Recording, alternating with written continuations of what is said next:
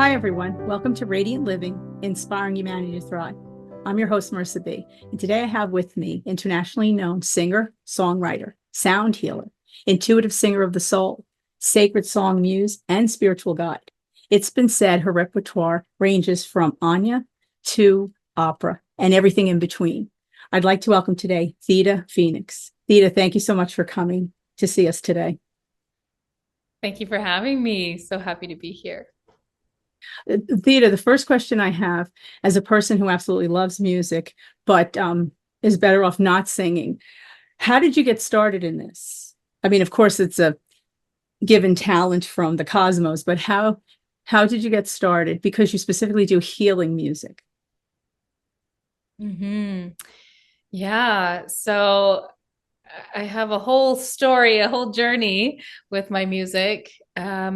Really, I can remember back, and music was just, something that really deeply moved me. I actually had an experience when I was like maybe 9 or 10 years old at school, and one of my fellow students was playing a piece on the piano. And I had this really profound moment where I was so overcome by the beauty of this music, like how deeply it moved me.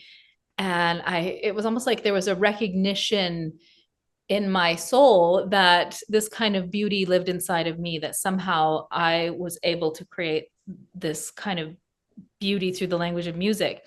And I went home and I was like, Mom, I need to learn piano. Mhm. And, so I took some piano lessons a little bit when I was a kid, but really my favorite thing to do, I wasn't so into the structure. My favorite thing to do was just sit at the piano and audibly just Mhm. create music from what I was hearing, like just intuitively, creatively, from the auditory connection of the music, just let myself play that way and follow this flow of sound, not trying to create music from a specific form Mhm. or pattern, but more from just the exploration and the emotional connection with music that evoked in me.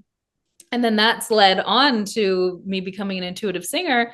I absolutely, that's my favorite thing, is to just open up and start to sing and create in the moment and allow that to express rather than having things all pre-planned, which is, Now, when you mean intuitive, you mean not just starting out by singing, but not writing down, or do you write down what you've done?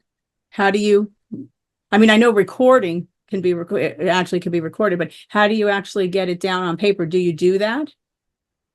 you mean after I've sung or Right. after? I mean, I know you say it's intuitive and it comes spontaneously, but do you actually write it down so that you have it for It's the more, next time?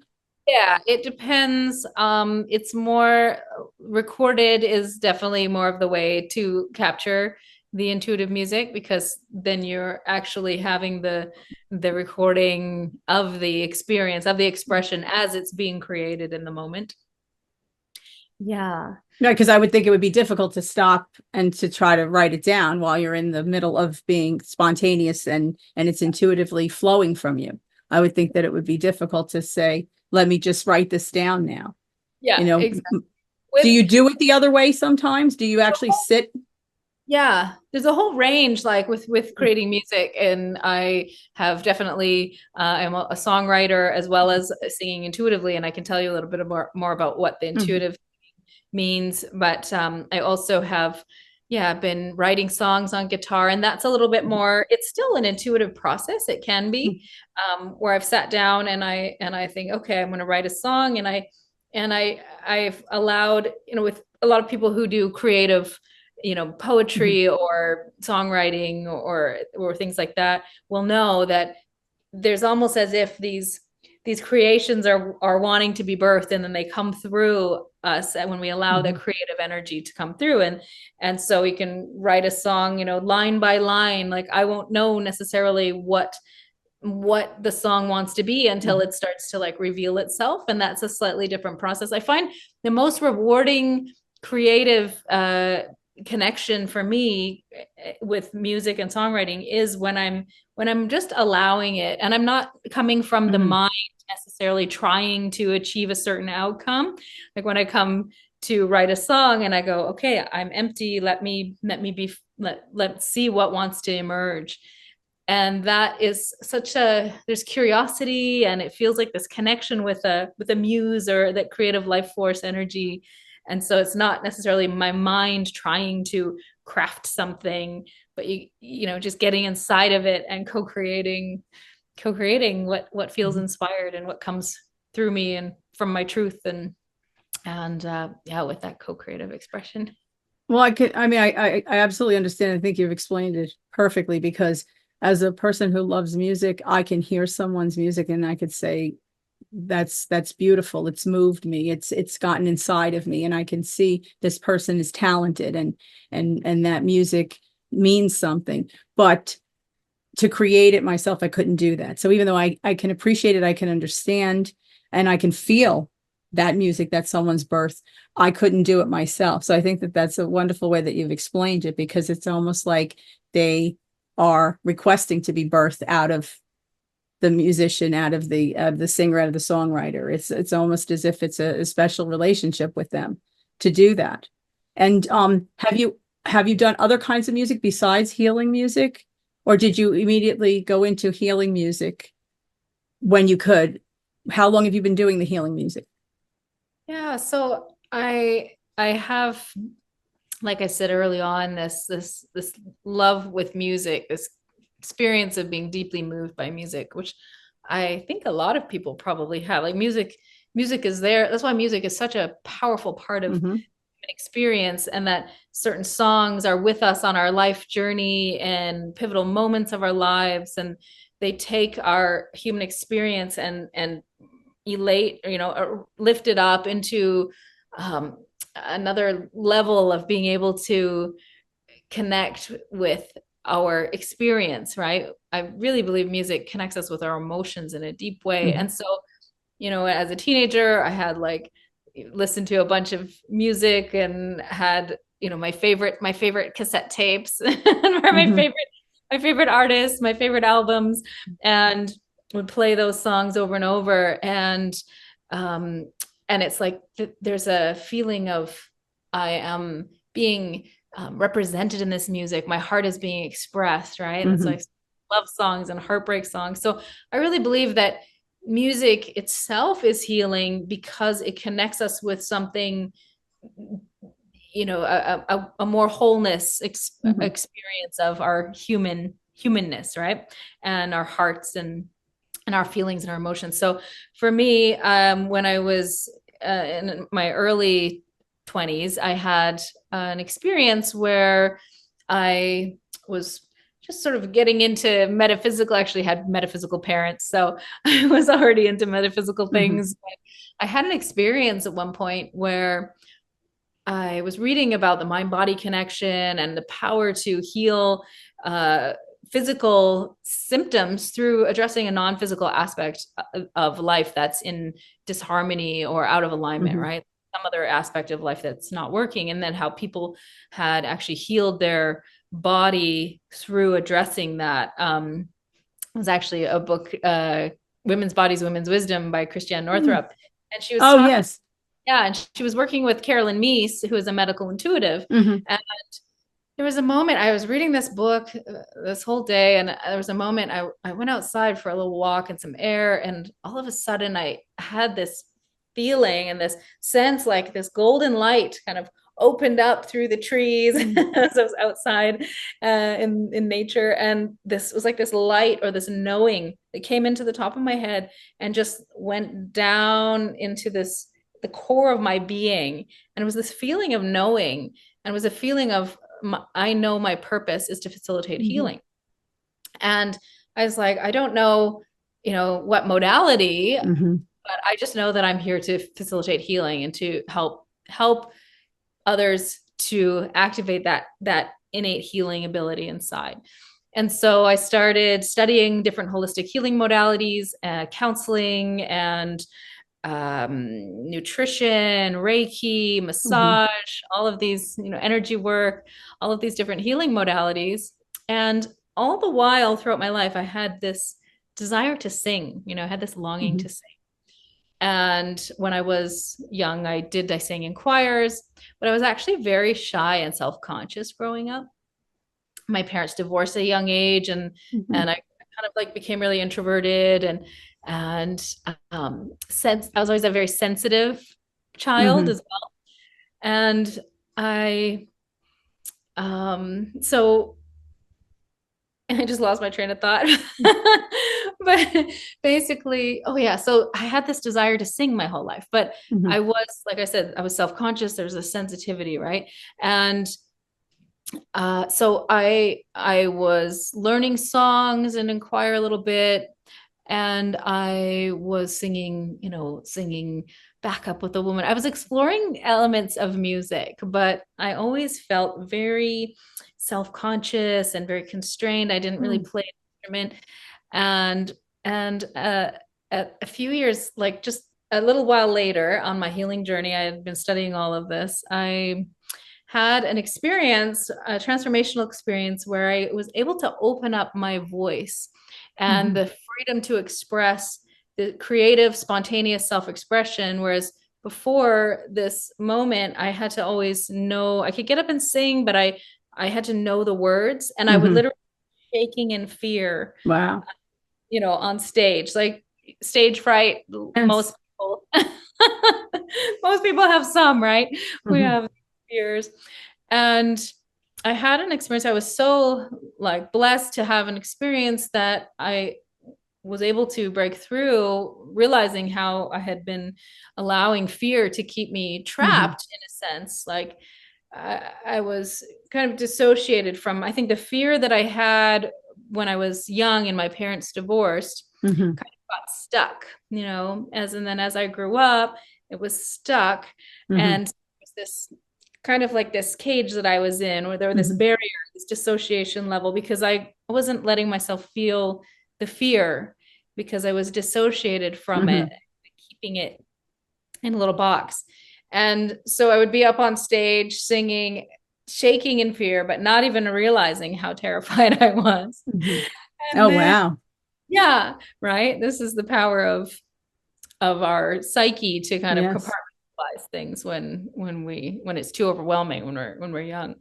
And so there was a level of, for me, of, I always felt like this desire to sing and this wanting to sing, but something was always holding me back. Mhm. And so I had this experience where finally it was like, oh, I realized how afraid I was. And it was like this light bulb Mhm. just went off, and I was like, oh my God, I am so scared. Mhm.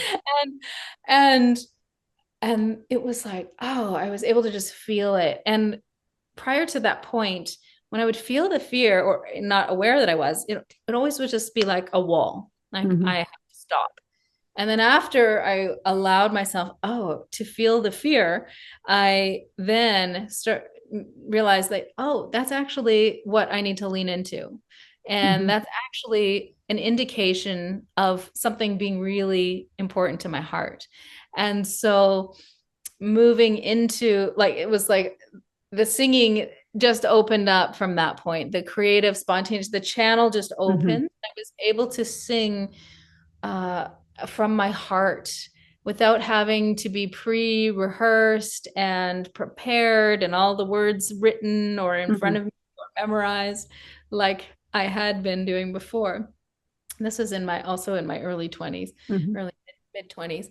And so it was like a rebirth that Mhm. happened for me, and it felt like my soul, like a soul contract also, that I would awaken to this gift, and to allow this free flowing channel to start to express. So It's funny that you say that because as a therapist, I understand and have had clients that they have fear of a number of issues. But as Jane Q. Public, to say, well, you have a beautiful voice. How could you be fearful when you get on the stage? But there are things behind that fear that you bring with you. So I can imagine when it opened up, and it was some sort of experience that you had that opened you up to sing, because you were harboring the fear, even though your voice is like an angel, to all of us, but yet you still were carrying fear. Yeah. Yeah, exactly. And part of what opened me up was so I was in some personal development Mm-hmm. courses and programs, workshops, and one of the big moments for me was just through eye gazing, an eye gazing exercise. You're staring into the eyes of other people and then realizing like, oh, I'm looking at a friend of mine who was there with me and thinking like she's not feeling her feelings. But I had tears. Mm-hmm. It was me who had tears coming down my face. She didn't have tears. I Mm-hmm. had tears coming, but my mind was projecting and saying like, oh, she's not feeling her feelings. So it's so powerful how our Mm-hmm. minds, our psyche will project onto other people. Mm-hmm. Really, it's talking about us, right? Right. And it was through this eye gazing then I realized that was where this big opening happened, where I realized my heart, like there was this reconnection with my feelings, the part that had been dissociated, right? So it was very liberating to reconnect with that part of myself and then reframe that with that energy and Mm-hmm. feeling. So now when I sing and I have nervousness, I realize that actually our nerves, the energy that's moving through our body is Mm-hmm. actually powering us to be able to share with a large field Mm-hmm. of, getting on stage. You have to Yes. expand your energy, you Mm-hmm. have a whole bunch of energy coming towards you. Right. Exactly. Right. And it's a give and take. Yes. And so you have to expand to Mm-hmm. fill and touch all of those Mm-hmm. people, to know like your energy is connecting with them Mm-hmm. and vice versa. And so that those nerves actually fuel that to help Mm-hmm. that offering to power what we have to expand into to really be in front of lots of people and share. So now, can you tell me then? I know you use a guitar, you play a guitar, and you do intuitive singing. Can you explain a little bit about that, how that works? Because I know you also do sound healing, and that I think you use crystal bowls, correct? You actually have crystal bowls for sound healing. I know that's what people mostly use, right? Or different crystal bowls. So you do that as well. So what's the intuitive part of the So singing? so for me, kind of like going back to your earlier question too of how this. So what I do now is a combination of things. So Mm-hmm. I do lead in person and online sound journeys with a variety of instruments: crystal singing bowls, Himalayan bowls, Tibetan bowls, the metal bowls, and the like chimes. I have a Mm-hmm. harp that I play, drumming. I have a buffalo drum and an ocean drum. There's lots of different sound healing Mm-hmm. instruments. A shruti box, which is a drone instrument. I play guitar and yeah, all any kind of beautiful instrument that I can start to play, I will. And for me, my main instrument is my voice. Mm-hmm. And what I discovered when I started, sort of when I had this breakthrough around the fear, and I ended up singing in front of people, and I singing stream of consciousness, so singing Mm-hmm. from my heart, not having what I was going to say pre-planned. There was a impact on people, actually, just when I started singing for people and who were really open in a Mm-hmm. transformational space. I realized from their feedback that my voice had a very powerful effect on them, that it did touch their heart, it Mm-hmm. did connect them with feelings, made their hair stand on. Yes. So I realized, that my voice is one of my main healing gifts. I Mm-hmm. also did massage for years and energy work, Mm-hmm. but that my voice now with these live sound journeys, Mm-hmm. and I'm working with my voice, it is also energy work. It's sound work and energy work combining. Well, it's all vibratory, isn't it? It's Exactly, all, because the sound energy is carried on our voices. All yes. of when we speak, there's an energy and an essence that Hmm. comes through our voice and the frequencies of our voice. And no two voices have the same energetic print. It's like a fingerprint, Hmm. right? Right. Yeah, it's quite amazing. And then when we're more open, or connected, grounded, open, there's or more connected with ourselves and Hmm. our own inner truth. There's an energetic, like people can feel that. Hmm. Oh, absolutely. People can feel that when people are really speaking from the heart. Yes.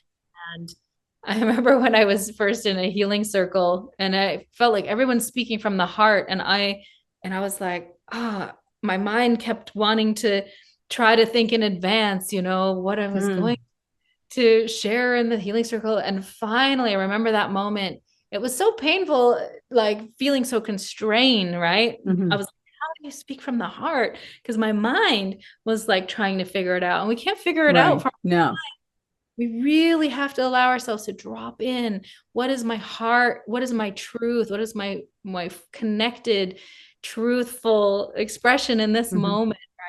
And it was like so freeing and so liberating to start speaking from my heart. And again, that was when I was younger. um, but yeah, so your question around the intuitive singing. Hmm. Yeah. So I love, I'll just say that I also I trained classical music. Hmm. So I opened up this freedom to sing and I Hmm. started singing intuitively and getting up at some um, events, like Carolyn Meese came for a book signing and I Hmm. got up and sang at her event Oh, in nice. Vancouver where I was living. Yeah. And I did that with a few other um, authors, Oriah Mountain Dreamer, and I sang in an event with Deepak Chopra, Hmm. and quite a few other speakers that would come to town, and I would just channel in the Hmm. moment for those, just sing whatever came to me, Right. my naked voice, and then I moved into then of course like performing, learning songs, started Hmm. learning guitar, and started writing songs, experimenting Hmm. with writing songs as well. And then I went to music school and studied classical singing, Hmm. which was helpful Yeah. It's all to, about the breathing, right? It's breathing. I mean, apart from having a talent to sing, it's about the breathing. yeah, breathing, and then just being able to, I think, yeah, have more confidence in my voice or have some Hmm. direction. But the whole time I was in music school, my real passion Hmm. is this improvisational singing, and I call it intuitive singing because there's a range. So when I am um so with intuitive singing, so there's improvising, which is Hmm. being creative, playing, playful. A lot of it's more mental when we're in the Hmm. improvising.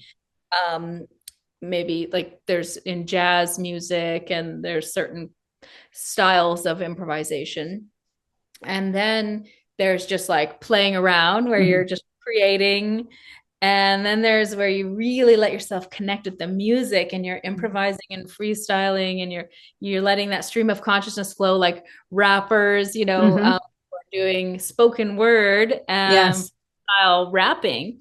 They're Hmm. just letting the stream of consciousness and Hmm. the rhymes come to them, right? And sometimes it's deep and profound, sometimes it's not. And it's there's a range. And then there's um so then really feeling an emotional connection and letting the music move you Hmm. deeply and connecting the sound and recognizing there's energetics and emotional things happening with the sound and the words. And then intuitive singing where I feel like I'm being sung through. Hmm. So where there's a song just coming Hmm. through and I'm just witnessing it as Hmm. it's coming through. So I'll be playing the guitar and Hmm. singing. And there's one of the songs, the Right. final song on my Legacy album, which is my singer-songwriter album, was a song that I recorded exactly the way it came through. because I was like, wow, I love this It's almost like song. a channel, like a Yeah, channel. exactly. And then sometimes, so I get hired for CEO events, Hmm. people who are going through transformational opening experiences, and they bring me in to sing songs to each Hmm. person in their group, songs that are really like open the Oh, how heart. lovely.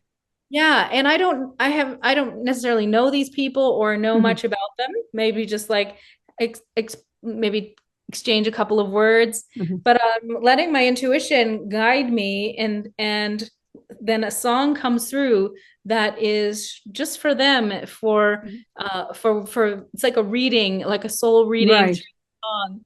And a lot of times it'll be really like echoing back to them something Hmm. that's been their recent experience, something that they're opening into, and it's very Hmm. affirming and And supportive very personal for them to take with them. and supportive on their journey. Oh, that's lovely.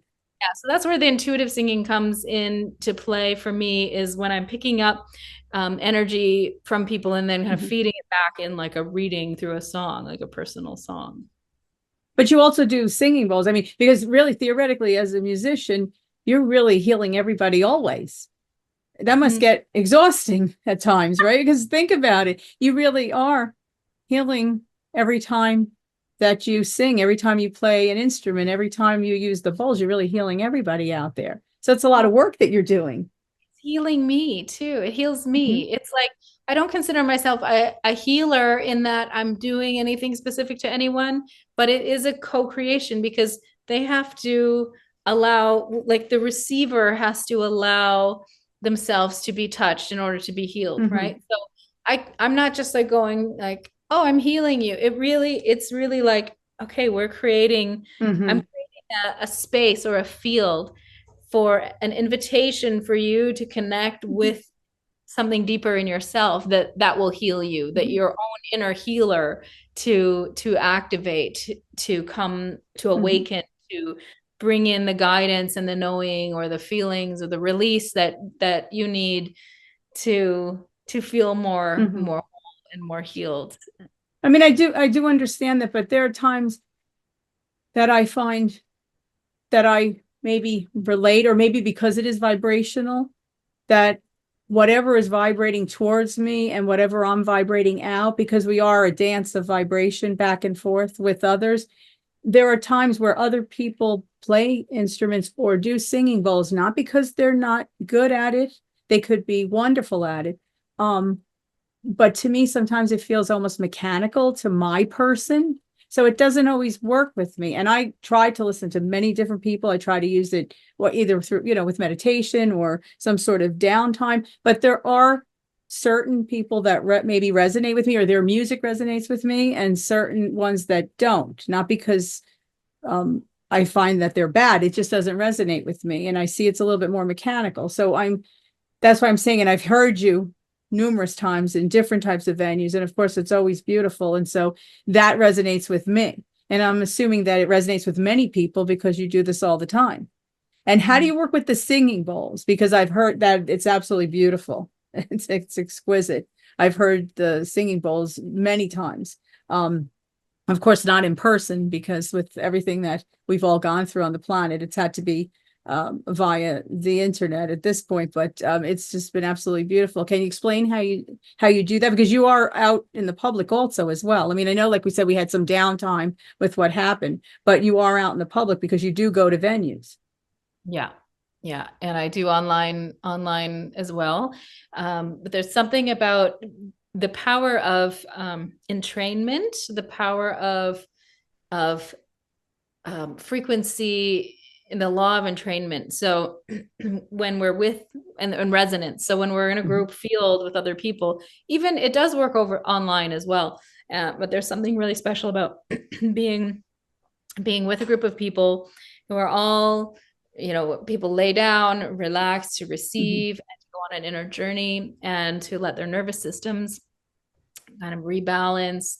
And when we slow down, also when we slow down, this is what I love with the singing bowls as well, is there's a frequency and a vibration, and the way that the sounds oscillate, they entrain the Mhm. brain waves into that you can measure it. It's been scientifically measured, but they can train brainwaves into the more meditative, like theta, delta brainwaves. Yes, yes.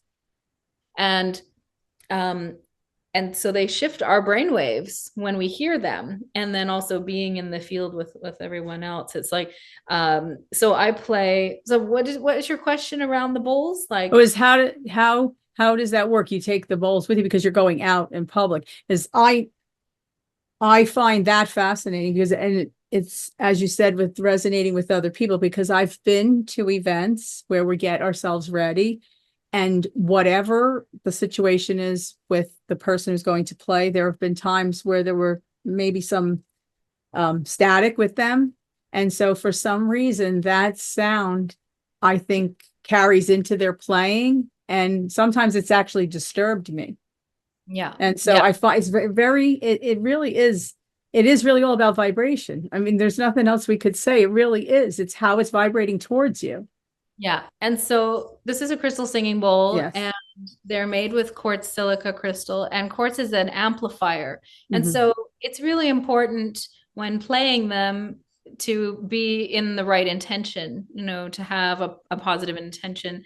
And they can, so they'll amplify intention, and then they'll also sometimes they can stir up or like hit blocks, like energetic blocks in our Hmm. body. The very first time I heard crystal singing bowls was over 20 years ago. And I had some anxiety that I felt right in my chest. And Hmm. the facilitator, she actually had given us the space to share anything that we felt. And I acknowledged it. And she acknowledged something that I had Hmm. some broken heart energy happening, which of course I had. That was big heart Hmm. healing from my childhood. And then it was like it just acknowledged, like it had been stirred up, and then it just started to dissolve. I just felt it like dissolve and lift off me. And I felt it right in my heart. And then she continued to play the bowls, and I was able to relax and feel very peaceful. So when I first started hearing them, I felt anxious. And so sometimes when we do hear them and we Hmm. feel discomfort, it can be because they're clearing something, some Hmm. energy. They're clearing some old, you know, some old blocks or patterns or So do you um, think it's always that it's clearing something from within us when we hear it, or can it also come from the person playing? yeah, I think probably it can come from the person playing too. Like, Also, both, so both it's ways. important to have discernment around, Hmm. yeah, like, and sometimes it's like, no, this doesn't feel right. And then that's totally Hmm. appropriate to make that choice Hmm.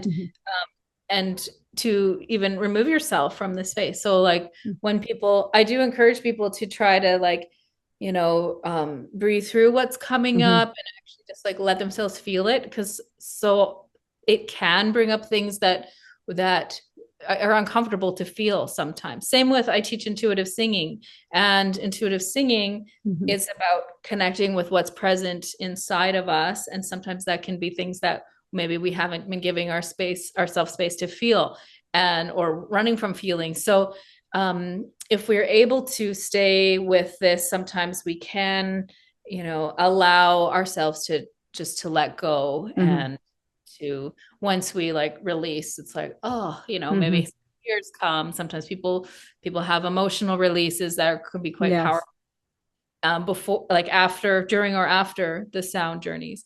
And and then also with intuitive singing, when I teach others to do that as well, like you can touch on emotions, and the idea is there's, yeah, so you're allowing something to be felt and to release. And it's also, you can also use your own tools, right, in a sound journey, for example. Or so people can play bowls incorrectly also. They can That's what I play was them. going to ask you. Can you teach someone to even play? Because I would think you have to be musically inclined.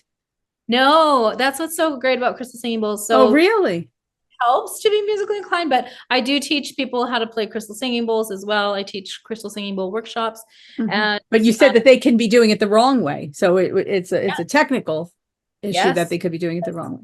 people sometimes overplay the bowls, and where you're playing too much, too Yeah. strong. And so this is where some musicality comes Hmm. in. is when someone's a musician or musically oriented, they'll really observe dynamics where it's where you play the bowl, you kind of build up the intensity, and then you let it go. You let it kind of fade. Then you play it on your bowl, you can build up the intensity and then let it. So it's this tension and release is one of these principles in music and in composition. And it applies with sound healing and with bowl playing, especially too, because the bowls can get very intense when we're playing them strongly, and it can be very uncomfortable for the listener. And then of course there's different types of mallets with the crystal singing bowls as well. We can use that, give different effects. And so, and aren't they different? They're in different keys too, correct? Some of the bowls, they're in different keys. When you this is turning into a little bit of a workshop. Singing bowl workshop. Yeah, you want to find bowls that sing, that harmonize well together. And then there'll be certain notes that might only be a little like a semitone apart, that's quite close together. And those are, the sound waves are slightly vibrating at slightly different speeds, and then they clash. And they make us a third beat which people call binaural beats. Oh, so, yes. They disturb me. Yeah. They disturb me. Yes. I don't know why they do. It can be unsettling. And because it is two different waves, like clashing, banging into each other. So, and that. Now, do you do a workshop on this? That would be lovely. Like, do you actually do workshops where you actually can teach people to play the singing bowls to create the sound? So you do offer that? Yeah, I teach singing bowl workshops, and mainly in person, but I also do online, and I do one-on-one and group classes and mentorship with voice and crystal singing bowls. That's amazing that you teach intuitive singing. I would assume, again, people are coming to you that have some sort of talent, because if someone doesn't have a talent for singing, how could they possibly sing? Yeah, well, everybody can sing. You think so? As long as we have a voice, yes. Everyone who can make sound from their vocal cords can sing, and it's all just how you define singing. And so most of us have been conditioned that singing, it's in a certain parameter and a certain sound a certain way. And we do have recognition of what sounds beautiful and what sounds unpleasant. That's usually equated with what sounds harmonious. And by that, it's how the sound waves vibrate in a way that they aren't fighting, they aren't clashing, but they're able to be in a harmonious flow together. So you're saying that singers that we would deem singing in beautiful voices, they actually are singing in a harmonious way, as opposed to someone else? Because, not everybody, I feel, and I could be mistaken, but I feel that not everybody has the same talent. Otherwise, we would all want to be, Barbara Streisand, wouldn't we? Well, there's definitely a range in terms of abilities with hearing and then making sounds. And there's mechanical aspects to matching the pitch, right? And being able to match certain pitches and have control over the voice making certain sounds. But what I'm working with intuitive singing, it's not, the goal isn't to try to sound good in that kind of sense. What inevitably ends up happening is when it's more about helping people to free themselves of their inner critic and the inner judgment, because often the voice will naturally start to sound more free and open and more harmonious when there's less like blocks of the inner critic, right? Self-judgment. I'm glad you said that, because so many people need to have their voice be heard. It's almost stifled inside themselves. Exactly. And then to be able to free the voice, to free the self-expression, and even if it's like, oh, it's not in the same like key or tuning, and it's if they're connected with their joy or their grief or their emotion, if they're connected and they're singing, it becomes that energetic expression, right? And it doesn't matter if they're singing like on key or because all that is music is made up language anyway, right? All there really exists is different tones. Ooh, like different frequencies, right? In Right. this field. And then we just choose which ones we sound good together. And it's like Mhm. mathematical harmony, like harmoniously mathematically harmonious. So now how do you offer this to people? It's like, so Yeah. I find it fascinating, like the singing bowls. Like, so for example, you do a workshop. Is it a 1 day workshop? Because you say you do them in person, but you can do them online. What, because you must be offering so much help to so many people because you are also healing people one-on-one, correct? You do that as Uh, well. I'm not doing that so much right now. I have um done sound and energy work, sessions, small groups, and I probably will start again. I just took a little bit of a break. I prefer doing group sessions. Mhm. It's a little more affordable for people that way as well, the group sessions. Mhm. And you also have the benefit of just being with all of these other nervous systems. One-on-one is really beautiful with the voice work Mhm. because there's a transmission that's happening where I'm holding space for you to open, for you to open your own voice and your own intuitive channel. And there's something that's happening on an energetic level that it's not like I don't do teaching from the mind so much. It's more of a spiritual Mhm. journey, and to learn to trust and develop your own ability to trust and listen to the feedback of the sound and the Mhm. expression, internal guidance. So I do one-on-one and group online classes and in person. And so, yeah, there's Now, different do you have options. a website where people can get that information? It's my name, thedaphoenix.com. Oh, okay. I will definitely put that in the description for the audience to have. And I'm wondering, like, do you offer, like, for example, I would love to take a workshop on singing bowls. Like, I would think that that's fascinating because I think that, first of all, I would love to know what they sound like, how to play them, what type, even what would you say, even standard questions like which one do you purchase first or what, those kind of things. Like I think that that would be something that a lot of people would want to know if they're interested in sound. Yeah. I live in New York and and I'm not in New York City. I'm close enough to it, but I'm not in the city, but we seem to have a problem with not enough sound healers. I don't know why. I know that across the country there are many sound healers, but in the immediate area, there are not that many sound healers. And there seems to be an issue with being able to go somewhere for sound healing here in our area. Okay, Yeah. interesting. Yeah, because it's such a growing field now, and yeah, I've been wanting to create a more longer term mentorship for Mhm. sound healers as well, um, but I haven't offered that yet. But one on one so far, and yeah, people can reach out to me Now, do you for. travel everywhere? Because you're in Canada, correct? But yeah, I would travel. I want to start doing more international kinds of Mhm. events and things. Mhm. Well, hopefully things are opening up, right? Slowly but surely. It's beginning to happen again, Oh, yeah. where people are traveling to venues to be together in person. So hopefully that's going to happen more often. I know that every once in a while you'll have naysayers or fear mongers with issues, but hopefully we are going past that and making more of a personal connection. But I do want you to play something. If you could for us. I'll leave it up to you, whatever instrument or whatever method you want to impart this on us. If you could do that for us, I would love for the audience to hear.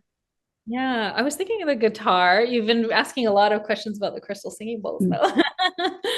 No, But well, because I know the guitar. I mean, I know that you also play the guitar and you also sing, and yeah. so yeah, that'd be perfect. But I'm going to actually mute myself because I don't Well, want to have any of yeah, my incorrect technical you're good. faux pas, but I will do that.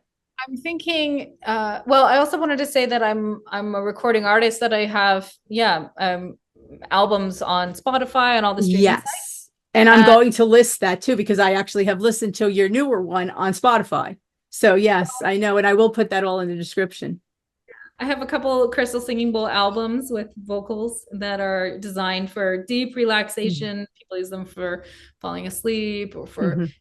or for recovering from, different like surgeries or, healing, anything where they're needing to heal and feel, meditation, feel peaceful. And then I also have a couple of improvised albums in a couple different genres. One sort of like ambient electronic, Mm-hmm. and then singer-songwriter, more folky, eco-folk, Mm-hmm. which is a beautiful album too. Now, do you have a YouTube channel? Do you do the singing bowls on the YouTube channel as well? Do you have that people can follow? I do, and I'm going to be starting more weekly offerings on there as well. Oh, lovely. Sound bath. Yeah. And there's experiences people can listen to on my YouTube channel. Oh, perfect. So I will actually put that in the description for them as well. Great. Yeah. So I'll just give a quick little sample of this singing bowl. And then I do have to get going soon. So okay, so take a deep breath into your belly. This is the root chakra.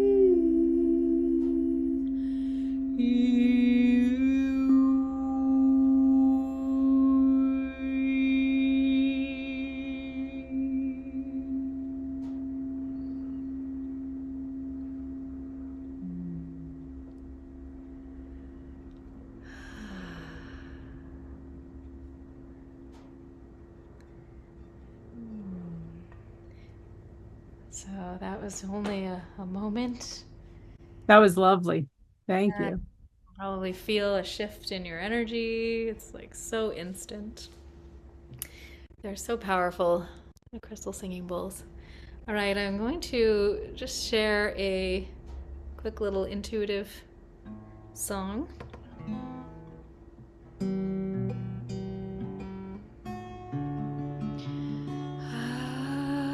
Do you have any sometimes I do where people can give me words. We'll just see what comes here. Feeling some energy of gratitude.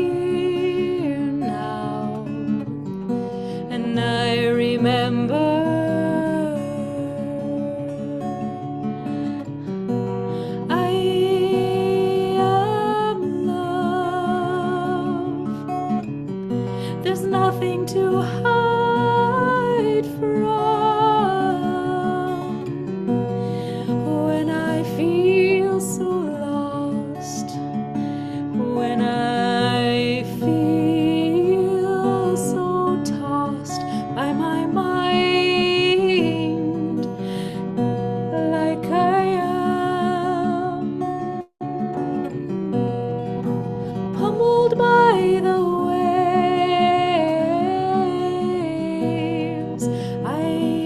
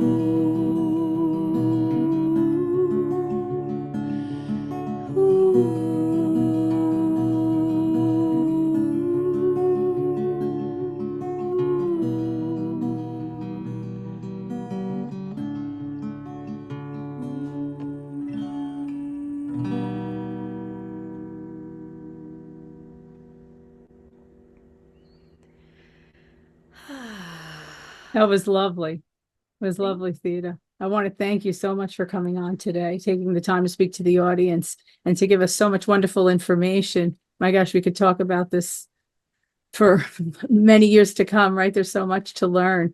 Yeah. There's so much to experience. And lots more we could talk about, I'm sure. Yes. Well, I want to thank you again. And hopefully we'll speak soon. I definitely am going to be looking forward to seeing about those singing bowl workshops. That's a definite for me personally.